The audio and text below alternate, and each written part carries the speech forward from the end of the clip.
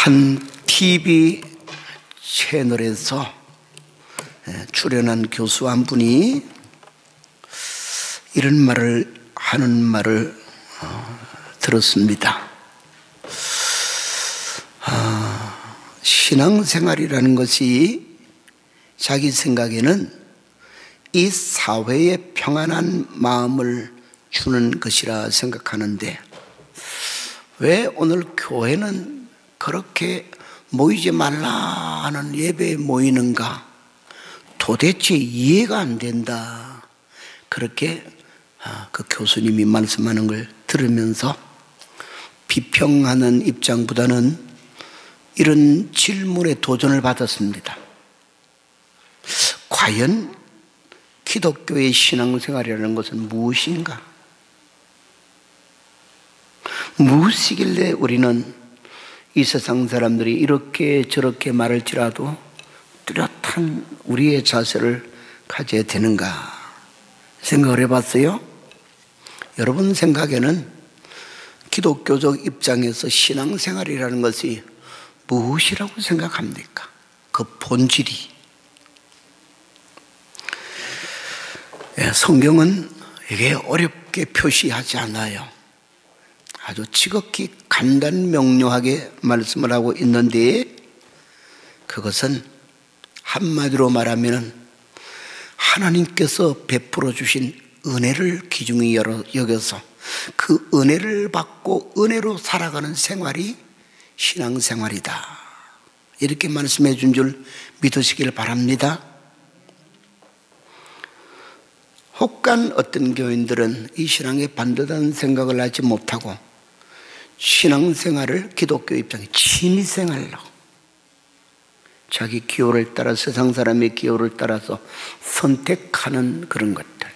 어떤 사람들은 수양, 도덕적인 삶을 위해 수양하는 수양생활로 생각하는 사람들. 어떤 사람들은 나름대로의 이 세상을 살아가는데 이념과 철학을 가지고 살아가야 된다는 사상적인 체계, 이렇게 각기 생각하는 사람들이 있어요. 아마 그런 것에 영향을 받아 그 교수도 기독교를 볼 때에 나라에서 예배 드리지 말라 그러면 안 드리고, 그래서 교인들도 이 사회에 평안한 마음을 끼치는 것이 신앙생활의 본질일 건데 왜 자꾸 드리는지 모르겠다 이랬어요. 그래서 교수지만은 우리 입장에서 생각해 볼 때는 참 아쉬운 사람이구나, 그런 생각이 들었어요.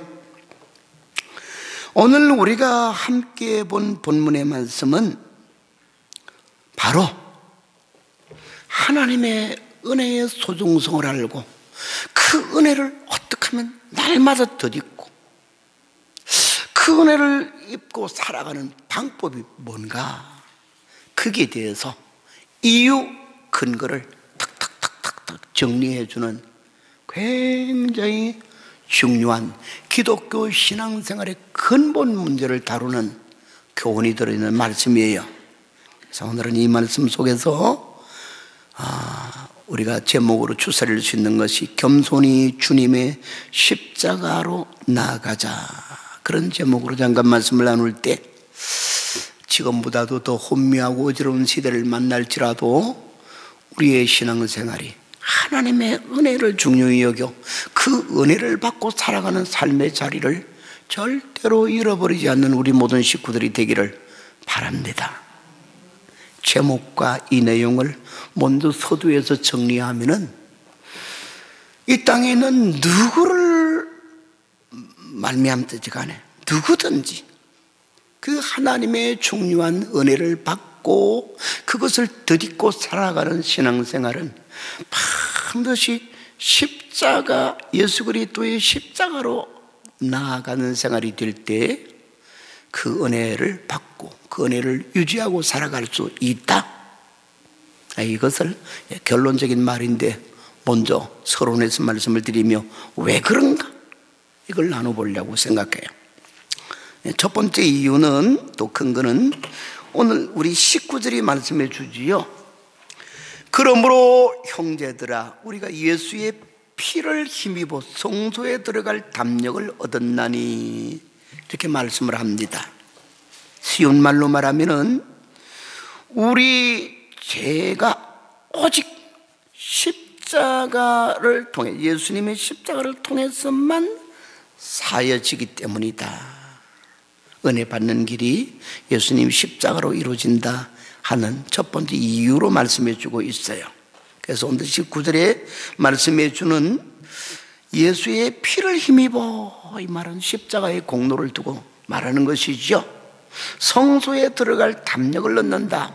성소에 들어간다는 개념 자체는, 성소는 하나님의 임재의 상징이고, 하나님 전지전능하사 모든 만물을 창조하시고 주관하시며 은혜 베풀 자에게 은혜, 사랑 베풀 자에게 사랑을 베푸시는 하나님 앞으로 나가는 것을 가리켜 성소에 들어간다, 이렇게 말을 했어요.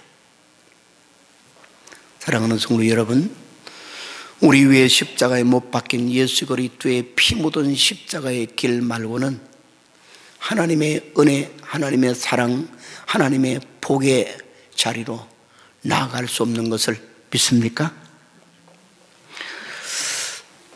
우리 로마서 3장 23절로 24절에 보면은 남녀노소 빈부귀천 누구를 막론하고도 그 죄의 사함을 받지 못한 사람들은 하나님께, 하나님의 은혜의 자리에 절대로 나아갈 수 없는 것을 단호히 선언합니다.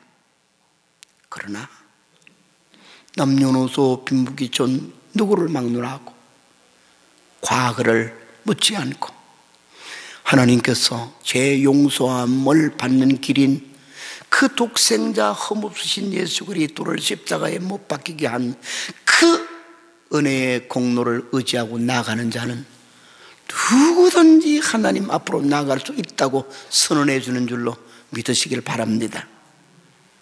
로마서 3장 23절로 24절은 그 사실을 이렇게 선언하고 있어요.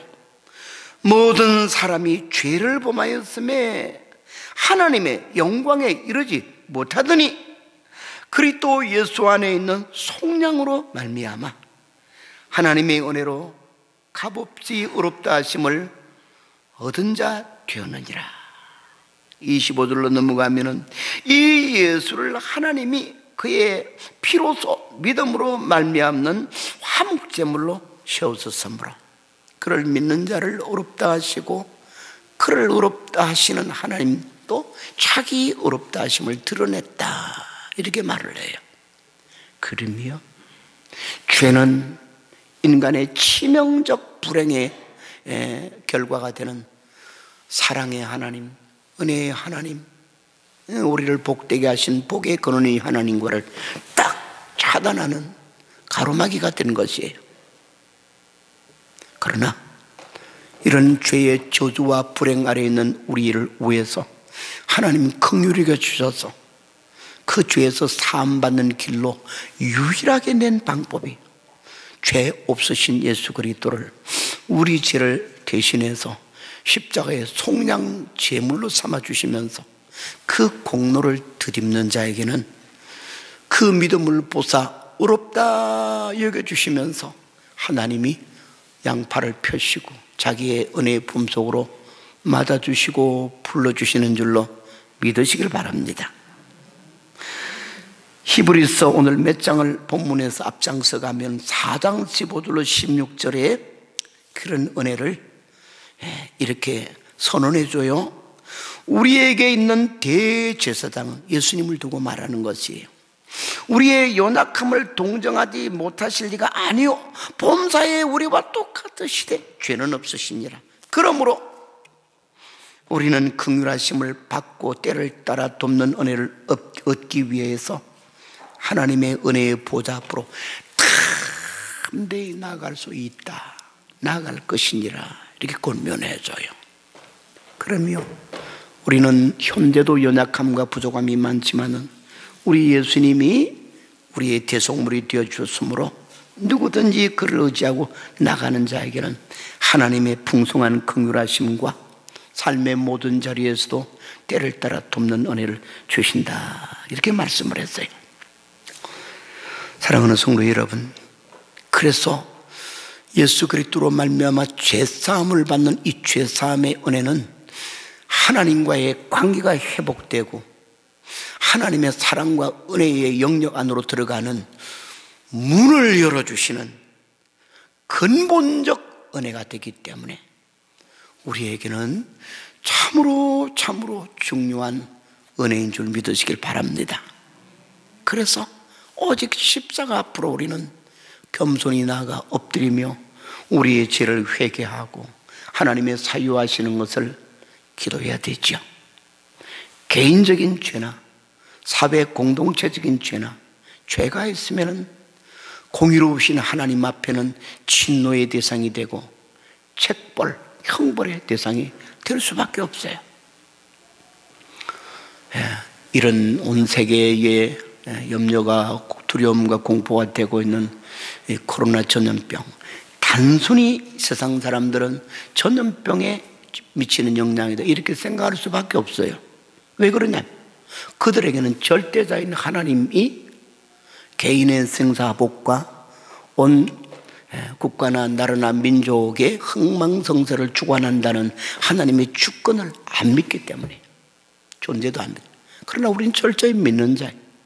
그렇다면 이런 것도 누구의 뜻과 섭리 속에 있다는 것이냐?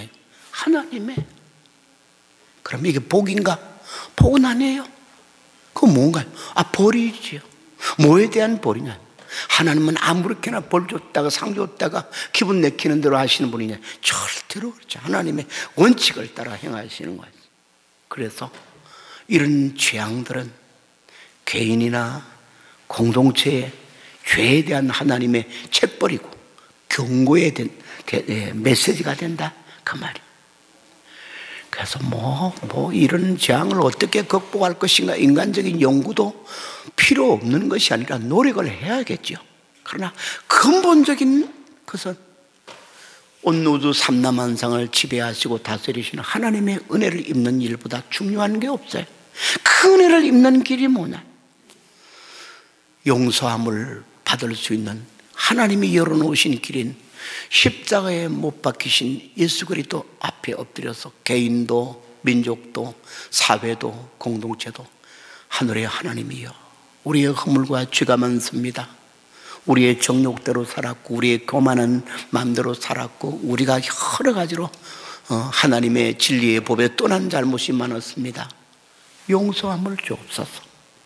마치 요나의 책망의 메시지를 듣고 하나님을 경외할 줄 모르고 있었던 니느웨의 백성들이지만 왕으로부터 모든 백성에까지 베옷으로 옷을 갈아입고 제 가운데 앉아서 울면서 회개할 때 앞으로 이 니느웨 성이 40일 후에 반드시 망하리라 했지만 성경은 말하기지만 하나님께서 그 마음을 돌이켜 사유함을 주셨다, 심판을 면케하셨다고 말씀하는 줄 믿습니다. 그래서 기독교 입장에서는 다 우리의 잘못이다, 회개하는 자세, 십자가 앞에 죄 용서함을 받는 자세가 중요하다, 그렇게 말씀드릴 수 있어요. 두 번째로 우리가 예수 그리스도의 십자가를 통해서만 하나님의 은혜를 받는 이유, 그 근거가 무엇이라고 말했냐? 다음 절이에요. 20절. 그 길은, 이 길이 뭐냐? 예수님의 십자가를 통하는 길이라. 피 흘리신 길. 그 뒤에 설명이 나와요. 우리를 위해 휘장 가운데로 열어놓으신 새로운 살길이요, 휘장은 곧 그의 육체니라.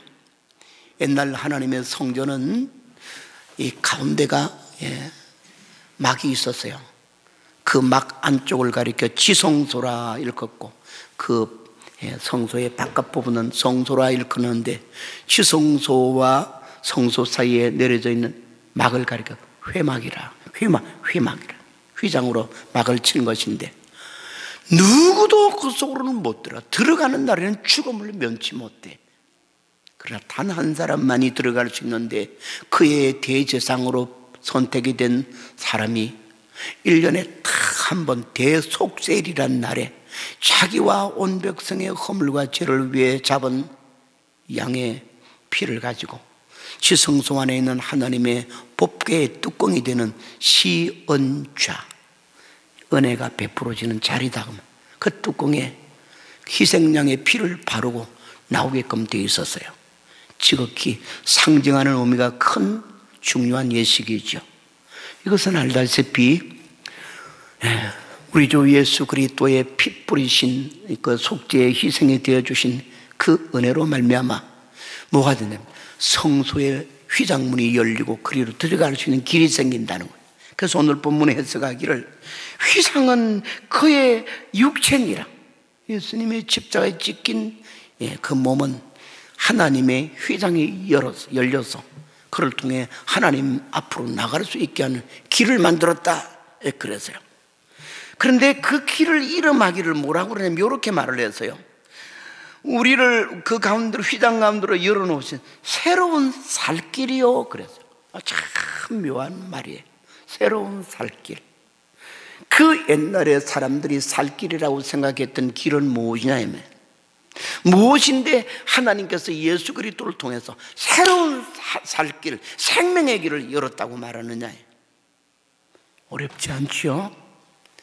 예수님 이전에 사람들이 살 길이라 생각했던 우리의 육체적인 생각의 삶은 거의가 이 육체적인 보이는 생명에 관한 것에 집중이 되어 있어요. 무병장수해서 오래오래 세상의 물질적인 것이나 이런 것에 부족함이 없이 잘 사는 것, 그게 옛 사람들의 생각, 예수님을 알기 전에 생각했던 사람들의 삶, 인생의 삶의 방식이.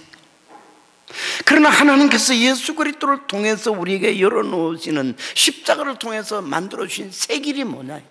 새로운 사는 길. 우리의 속 사람인 영혼이 새 생명을 얻어 사는 새 존재가 되는 것인 줄 믿으시길 바랍니다. 그래서 이게 새로운 사는 길이에요. 즉 새로운 생명의 길이다, 그 말이 돼요. 그러며 여러분과 우리 자신, 저 자신도 옛날에 살았던 삶은 영혼의 존재도 몰랐어요. 영생이라는 단어도 몰랐어요. 이 세상 그냥 한평생 남보다 좀 오래 살면 그게 인생의 복된 삶인 줄 알았어요. 어저께 우리 동기 목사님으로부터 장모님이 돌아가셨다는 부고를 받았어요. 참 오래 사시는 것 같은데 제가 통화를 물었어요. 몇 연세가 어떻게 되셨죠? 그러니까 103세. 그러니까 그 양반이 말하기를 참 복된 노인이고 참 슬픈 운명이 아니라, 슬픈 장례가 아니라 너무 참 복된 죽음이어서 장례도 그런 복된 장례가 됐다고 그래요. 오늘이 주일이니까 갈 시간도 없고 그래서 못 갔지만 조의금은 보내시면서 참 복된 돌아가심이네. 개인적으로 전에 만날 때 그 근황을 듣는 중에 이런 말을 했어요. 100세가 넘은데도 불구하고 병원에 입원해 있으면서 신방대원이래. 병실에 같이 입원해 있는 사람 찾아다니면서 꼭 구역장처럼 가르치는, 100세가 넘은 권위를 가지고 가르치니까 아무도 거부도 못했어요. 다른 침상 신방하고 다른 호실까지 신방하면서 예수 잘 믿어야 된다고. 그러고 갔으니 103세도 참 복되는 거지만 참 멋지게 살았잖아. 새 삶을 살았다. 연세는 많았지만 단순히 육신의 호흡이 연장된 육체적인 삶이 아니라 예수님이 자기 생명이 되어서 주님이 같이 계시고 죽어도 죽는 것이 아니라 천국 가는 것이고 언젠가는 예수님의 재림과 함께 이루어질 부활을 내다보며 살았으니 얼마나 복된 것이냐. 바로 이걸 가리키는 것을 새 살길을 열어주셨다는, 누가? 예수님이. 우리 성경을 바라보면은 신비로운 표현이 예수님이 직접 하셨어요. 이 길에 대해서 요한복음 6장 53절로 55절에 이렇게 말하지요. 예수께서 이르시되 내가 진실로 진실로 너희에게 이르노니 인자의 살을 먹지 아니하고 인자의 피를 마시지 아니하면 너희 속에 생명이 없느니라. 내 살을 먹고 내 피를 마시는 자는 영생을 가졌고 마지막 날에 내가 그를 살리리니 내 살은 참된 양식이요 내 피는 참된 음료로다. 안 믿는 사람들이 이 말을 들으면 기절초풍할 일이에요. 아니, 기독교가 그런 줄 몰랐더니 참 도덕적이고 사람이 착하게 살아야 된다는 그런 정도만 알아서 참 좋은 종교다 생각했는데, 오이 성경을 보니 예수님이라는 자가 나와가지고는 자기 살을 먹으래, 자기 피를 마시라고 그래. 피를 안 먹고 살을 안 먹으면은 못 산대. 이거 무시무시하네. 이 무슨 말이냐? 왜? 그럴 수밖에 없어요. 왜? 뜻을 모르니까. 그러나 여러분과 저는 이 뜻을 너무 이상스럽게 생각하는 것이 아니라 너무 감동스럽게 생각할 수 있는 사람이 되었으니 얼마나 감사한지 모르는 줄 믿습니다. 육신의 코끝에서 나오는 생명, 피가 벌떡 뛰면서 육지에 돌고 있는 유지하는 생명 아니고, 예수님의 살과 피는 상징이죠. 그를 믿는 자에게 주는 신비로운 영적인 새 생명이 믿는 우리에게는 이 눈으로는 볼 수 없지만 실제로는 그 속에서 주어지고 역사되어진다는 신비한 사실을 말씀해 준 줄 믿으시길 바랍니다. 우리가 예수 그리스도를 내 구주로 영접해서 하나님의, 예수님이 보내신 성령의 감동을 받고 살아가는 삶은 예전의 삶과 완전히 달라요. 우리 속에 새 생명을 가진 자로 살아간다는 것이니까. 그래서 영생의 개념은 잘 봐야만, 어느 때는 영생이라는 본질 자체를 말하고, 때로는 어때야 하면 영원한 생명을 가지고 살아가는 삶을 말할 때도 있어요. 그래서 성경의 요한복음에 나오는 대부분 영생이라는 이 단어는 삶, 영원히 산다는 이틀 라이프라는 삶을 가리키는 것이 아니라 생명 자체를 가리켜요. 신비한 생명. 그래서 영생은 정확하게 번역을 하면은 신의 생명이에요. 끝이 없는 생명이니까.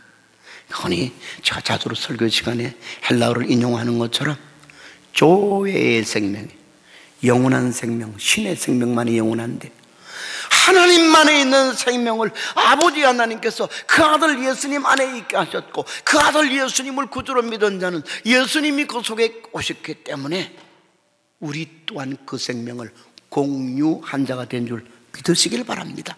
그 일이 어떻게 이루어지느냐? 성령으로 이루어지는 것이죠. 그래서 예수님 안에 있는 새 생명, 하나님 우리 아버지 안에 있는 새 생명이 믿는 자 안에 주어지는 신비한 역사를 두고 뭐라고 말하느냐? 중생이라 그래. 중생사역이라 그래. 요한복음 3장 3절과 3장 5절에 이렇게 예수님이 말씀하지요. 사람이 물과 성령으로 거듭나지 않으면 하나님 나라를 볼 수 없다. 물과 성령으로 거듭나지 않으면 하나님 나라에 들어갈 수가 없다. 물과 성령으로 거듭난다. 영적인 거듭남, 중생. 그게 뭐냐? 새 생명이 심어지는 거예요. 여러분과 제 속에 우리 예수님을 믿기 때문에 보내주신 성령이 와 계신 것을 믿으시길 바랍니다. 이 성령을 요한복음, 아니 로마서 8장에서는 그리스도의 영이라, 하나님의 영이라 그랬고, 그 영이 우리 속에 있기 때문에 영혼은 이미 거듭난 새 생명을 갖게 하셨고, 우리 또한 육신까지라도 부활해내는 날에는 그리스도를 죽은 가운데서 살리신 그 그리스도의 영이 우리도 마찬가지로 육체까지도 부활시킬 것을 로마서 8장은 자세하게 이야기를 해주고 있습니다. 이런 신비로우신 하나님의 생명, 주의 생명이 우리 속에 있어지기 때문에 어떤 일이 벌어지느냐? 우리 삶은 이전에 죄악을 물리칠 수가 없었던, 악의 세력을 이길 수가 없던 연약한 삶에서 오히려 큰 삶이 되어서 이제는 죄악의 유혹을 이기고 악의 주동 세력이 되는 사탄과 대적해서 예수 이름으로 승리하게 되고, 우리의 삶이 점점 추해지고 썩어 들어가는 부패의 삶이 아니라 하나님이 기쁜 의로운 삶을 힘차게 살아갈 수 있는 능력 있는 삶, 힘 있는 삶이 되게 하는 줄 믿으시기를 바랍니다. 구약 성경 이사야 40장 31절은 이런 삶이 올 것을 예언하여서 이렇게 말합니다. 오직 여호와를 앙망하는 자는 새 힘을 얻으리니 독수리가 날개치며 올라감 같을 것이요 걸어가도 피곤하지 아니하고 달려가도 곤비치 아니할 것이라고 말씀하셨어요. 새 힘, 영적인 파워를 얻게 된다는, 이걸 다른 말로 하면 예수 생명을 새롭게 얻고 그 생명이 우리 속에 풍성해지는 것이죠. 예수님은 요한복음 10장에서 목자와 양의 비유를 말하면서 내가 온 것은 내 양으로 하여금 생명의 꼴을 얻고 풍성히 날마다 얻게 하려 함이라, 그렇게 말씀했고, 요한복음 7장 37절에서는 그 성령으로 우리 속에 새 생명의 활력 있는 삶이 이루어질 것을 두고 약속하여 주시기를, 누구든지 목마른 자는 다 내게로 와서 마시라. 나를 믿는 자는 그 속에 생명수의 강이, 생수의 강이 흘러나리라. 싱싱하고 활기찬 삶을 이루어 주실 것을 그렇게 말씀을 하셨어요. 사랑하는 성도 여러분, 왜 우리는 십자가 앞으로 겸손히 나가야 되느냐? 이것이 없이는 우리의 육신, 우리의 마음도 이 고달프고 피곤한 세상에 살면서 날마다 지치고 피곤하고 병들고 깔아지는 삶, 부패해지고 썩어지는 삶으로 안면자나 똑같은 삶이 될 수밖에 없어요. 그러나 겸손히 주의 십자가 앞으로 나아갈 때는 주님이 이미 말씀한 것처럼 내 살을 먹으라, 내 피를 마시라, 그런 자에게는 생명이 있고 말한 것처럼 십자가를 통한 신비로운 영적인 생명의 은혜가 우리 속에서 솟구치가 되어서 우리 속에 영생하는 생명수의 은혜가 삶의 자리에도 싱싱하게 나타나는 줄로 믿으시길 바랍니다. 그동안 겨울이라서 못 가봤던 우리 수양관에 지난 월요일날, 목요일날 두 차례에 걸쳐서 올라갔댔어요. 거기도 이제 봄이 돌아와서 쑥은 군데군데마다 쏙쏙쏙 올라와 있고, 심어놓은 과일나무 묘목에도 꽃봉오리가 터지려고 이렇게 뽕탕뽕탕 이쁘게 맺혀진 모습을 봤는데 보기만 해도 좋아요. 공기도 맛있고. 그런데 더 감격스러웠던 것이 우리 사람이 물 한 그릇을 우리 지하수 수양하는 물을 떠가지고 한 그릇 마시라고 그래서 먹었더니요, 세상에 안 먹다가 오랜만에 마시니까 그렇게 맛있을 수가 없어요. 수돗물 저리 가라요. 정수기에서 먹는 물 저리 가라. 맛있어요. 굉장히 맛있어요. 색다른 맛이 참 나요. 내일 또 수질 검사를 하게끔 되어 있어서 내일 직원들하고 만나기도 했었는데 아주 뜨겁어요. 그러면 제 마음에 느낀 게 있었어요. 야, 이게 오염되지 않는 지하수 시원한 물 이 한 그릇만 마시는데도 일하다가 마시니까 그랬겠죠. 또 얼마나 시원한지 속이 뻥 떨어지는 것 같았어요. 눈이 번쩍 떼지고. 이렇게 육신도 싱그럽게 만드는데 십자가 아래에 있는 우물, 영적인 우물이 생명수 샘에서 주님이 내게 마시라고 하는 이 생명수의 성령의 은혜가 얼마나 귀한지 주여 감사합니다. 우리가 무엇이간데 십자가 그 아래에 있는 생명수의 샘을 맡게 하시니 감사합니다. 주여 내 속의 생수, 내 속의 생수 차고 넘치게 하여 주옵소서. 그런 게 기도가 간절히 됐어요. 그러며 오직 그 생명수의 은혜의 삶을, 영혼을 새롭게 하는 활력 있게 만드는 은혜는 십자가 곁에서, 주의 십자가 아래에서 흘러내리는 예수 그리스도로 말미암은 은혜인 줄 믿으시길 바랍니다. 마지막 세 번째가 돼요. 세 번째는 오늘 우리 본문의 하반부가 되는 22절부터 25절까지의 줄기차게 나오는 말씀 전부에 해당되는 말이 됩니다. 뭐라고 이야기하느냐? 다시 22절부터 제가 몇 절 읽어보면은 우리가 마음의 뿌림을 받아 악한 양심으로부터 벗어나고 몸을 맑은 물로 씻음을 받았으니, 그래서 여기까지는 다 십자가의 은혜를 가리켜요. 십자가의 귀한 은혜는 그 핏뿌림이 우리에게서 악하고 더러운 마음에서 청결하게 씻겨줘요.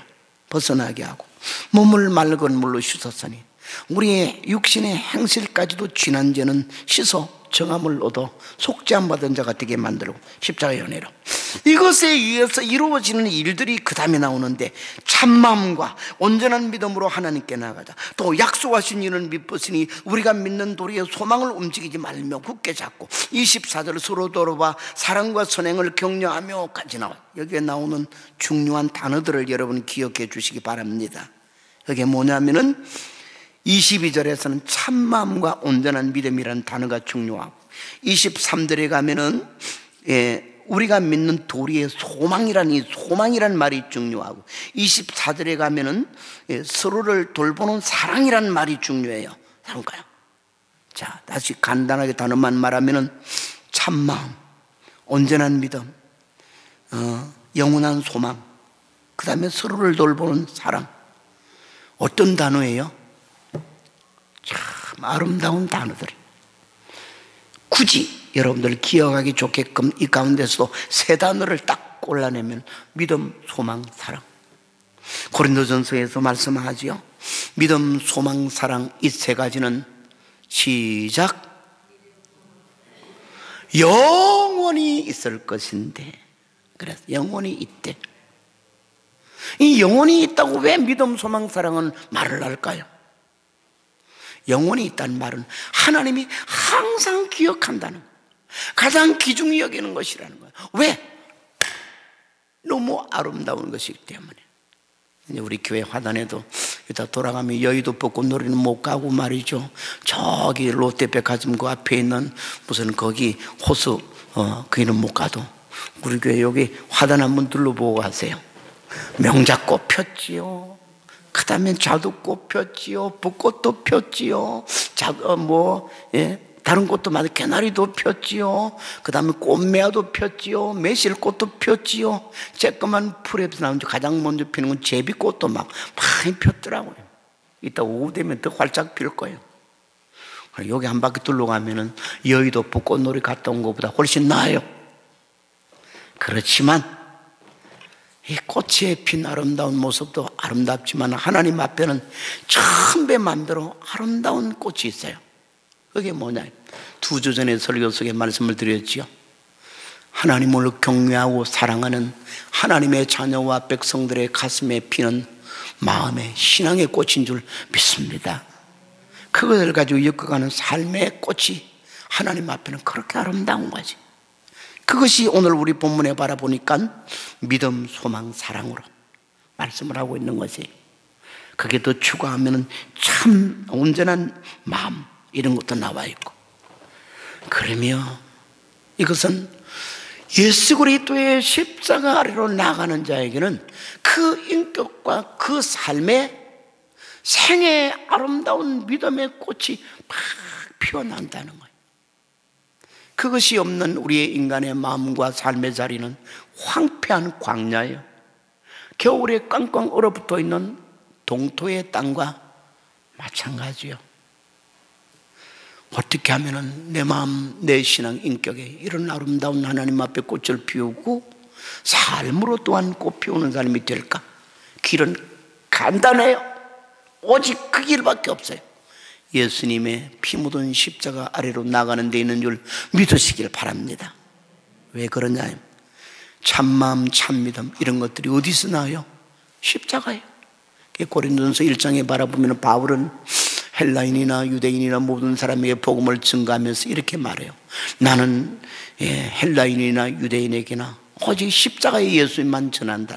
왜 그러냐? 헬라인은 지혜를 구하고 유대인들은 표적을 구하지만은 오직 십자가의 도, 십자가에 못 박힌 예수 그리스도, 예수님의 십자가를 통해서만 하나님의 지혜와 하나님의 능력이 나타나기 때문이다. 구원에 이르는. 그러면 거기에서 잃어버렸던 상실된 마음이 온전한 마음으로 회복이 되고, 거기서부터 그것이 베이스가 되어서, 근거가 되어서 참 믿음, 하나님과의 정상적인 관계죠. 믿음도 이루어지게 되고, 그 무엇보다도 예수님이 십자가를 통해 우리의 눈에 눈물이 쏟아지게 하고 마음을 깨트리게 만드는 사건이 뭐냐? 하나님의 사랑이죠. 하나님이 세상을 이처럼 사랑하사 독생자를 주었으니 누구든지 저를 믿는 자는 멸망하지 않고 영생을 얻는다. 하나님의 사랑의 극치를 이루면서 우리의 가슴을 울리는 메시지가 예수님 나를 위해 아무 가치도 없는 정말로 먼지 하나만도 못한 나를 구원하시는 그 사랑에 눈물이 나게 되었어요. 차돌멩이 같고 엉어리진 세멘트 바닥 같은 우리들의 마음을 팍 껴서 녹아지게 하는 것이 십자가를 통해 보이시는 하나님의 사랑, 우리 주 예수님의 사랑인 줄 믿습니다. 그 사랑에 감동되어 본을 받고 살고 싶은 마음이 뭐냐? 온전한 마음이요, 온전한 믿음이요, 사랑, 믿음, 소망의 마음들이 거기서부터 솟아나는 거지. 십자가를 보지 않고는 그런 아름다운 꽃들이 피어날 수가 없는 것이 되는 것이죠. 그래서 예수님의 십자가로 가까이 나가는 자에게는 인생의 새 꽃이 피는 거예요. 하나님 보실 때 너무 아름답고 귀한 꽃이 피는 것이에요. 이 말씀을 전부 다 정리하고자 합니다. 사랑하는 성도 여러분, 아까 서론에 한 교수의 이야기를 했습니다마는 우리가 생각해 볼 점이 많아요. 우리 기독교의 신앙의 근본이 뭐냐? 이 신앙생활은 다시 재론합니다마는 하나님의 은혜를 항상 잊고 살아가는, 그보다 중요한 일이 없는 줄 믿으시길 바랍니다. 그래서 기독교에 말하는 신앙생활은 곧 이코로 은혜생활이, 은혜 받고 은혜를 누리며 살아가는 생활. 그런데 그 하나님이 베푸시는 은혜를 잊고 살아가는 앞에 세 가지로 말씀드렸죠. 제3의 은혜로 하나님과의 관계가 회복되고, 생명의 우리 주 예수 그리스도의 신비로운 영적 생명이 우리 속에서 다시 솟아나게 하고, 인생을 살아도 육신의 곳곳의 생명이 오래 사는 것이 인생이 다가 아니라 하나님 앞에 참 아름다움을 보여드린 믿음과 소망과 사랑의 아름다운 신앙의 꽃을 피우며 사는 삶이 되는 것인데, 이걸 어떻게 이루어지느냐? 오직 예수님의 십자가로 통해서 이루어진다. 그래서 우리는 겸손히 나를 돌아보며 십자가 아래로 가까이 가야 되는 것이죠. 여러분에게 마지막 질문을 합니다. 그 십자가가 어디 있습니까? 어디로 가면 십자가로 가까이 가는 것이 될까요? 그것이 아직도 유대 땅 예루살렘의 인근에 있는 골고다 산상에 있습니까? 그러면 우리는 모두 실패합니다. 거기까지 갈 수가 없으니까. 제주도에 있습니까? 다른 어떤 나라에 있습니까? 한국의 어떤 지역에 있습니까? 그것도 힘든 것이. 하나님께서는 우리 모두에게 십자가로 말미암은 그 은혜를 받고 살게 하기 위해 가장 가까운 곳에 예수 십자가를 세워주셨습니다. 십자가에 못 박힌 예수님이 찾아오셨습니다. 거기에 머무시는 자리가 어디냐?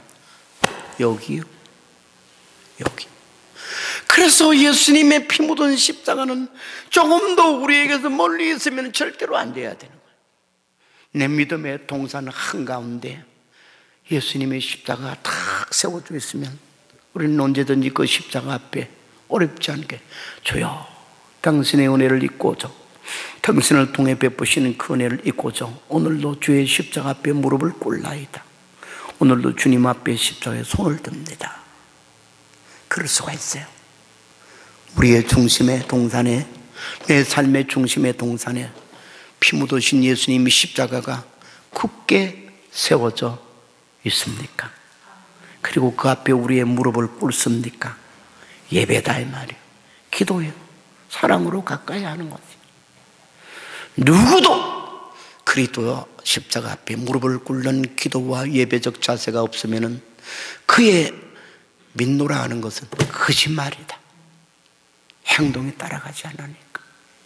우리 마음 동산을 깊이 살펴 찾아오시고 우리 속에 세워주신 피 묻은 예수님의 십자가 다시 눈을 크게 떠서 주목하고 우리의 신앙생활에 오늘도 내일도 항상 주를 경배하고 사랑하는 고백이 또 삶이 거기에 수반되기를 주의 이름으로 축원합니다. 하나님 감사합니다. 성경에 주님이 말씀할 때에 인자가 올 때에 참 믿는 자를 보겠느냐